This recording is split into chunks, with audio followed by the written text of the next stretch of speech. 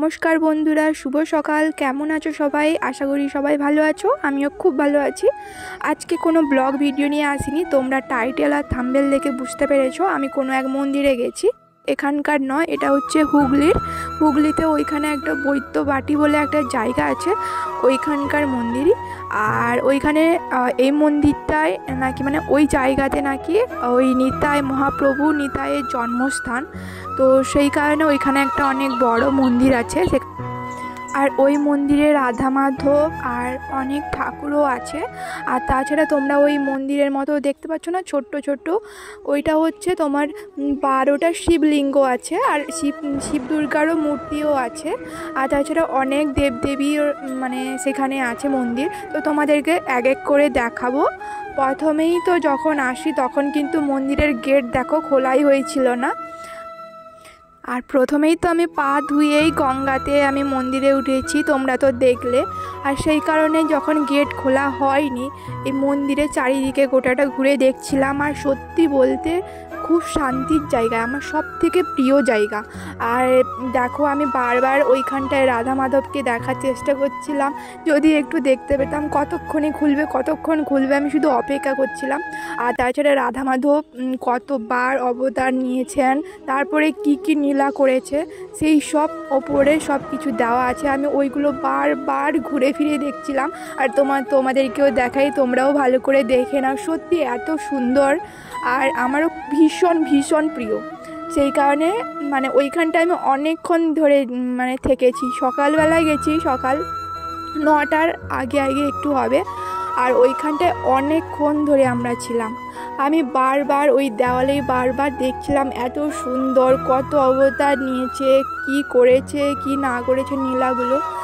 আমার এতটা ভালো লাগছে, আমি তোমাদেরকে বলে বোঝাতে পারছি না।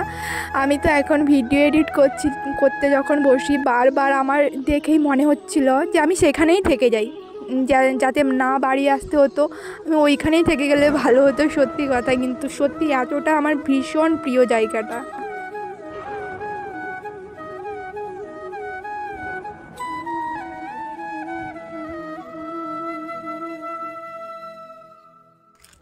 তারপর ঘুরে ফিরে দেখার পর ওই মন্দির থেকে বাইরের দিকে দেখতে যখন দেখি গঙ্গা, এত সুন্দর লাগছে মন্দির থেকে ভিউটা দেখতে। সত্যি দেখো তোমরা, অসাধারণ। সেই কারণে মন্দিরের যখন গেট খোলেনি তখন আমি আর আমার হাজব্যান্ড যে গেছিলো বললো যে চলো নিচে একটু ঘুরে আসি, আর বাদ বাকি যে দেবদেবীরা আছে বা শিব ঠাকুর আছে ওনাদেরকে প্রণাম আরও করে আসি।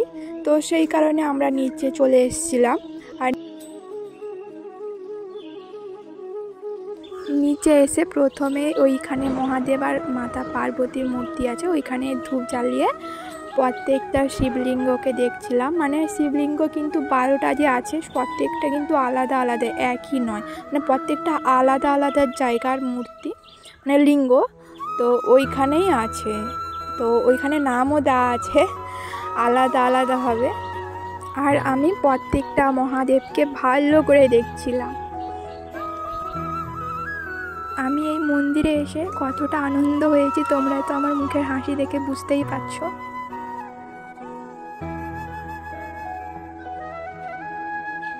ওইখানে যে মহাদেবের কাছে প্রদীপ আর ধূপ জ্বালানোর পরে এইখানে তোমরা দেখতে পাচ্ছ, এখানে আলাদাভাবেও গঙ্গা, যমুনা, সরস্বতী এদের মূর্তি আছে। তো সেইখানে আমি প্রদীপ জ্বালাতে গেছি। তারপর ওইখান থেকে প্রদীপ জ্বালিয়ে ওপরে এসে দেখি রাধা মাধবের যে গেটটা ওইটা খুলে গেছে। তো ওনাকে দেখেই তো আমার ফার্স্টে চোখ থেকে জল বেরিয়ে এসছে। আমি তো নিজেকে আটকাতেই পারছিলাম না। সত্যি কথা, আমি বলে বোঝাতে পারছি না জিনিসটা, এতটা শান্তি। তখন আমার শুধুই চোখ থেকে জল আসছিল আর মুখে শুধু একটাই নাম আসছিল, রাধা মাধব, রাধে রাধে।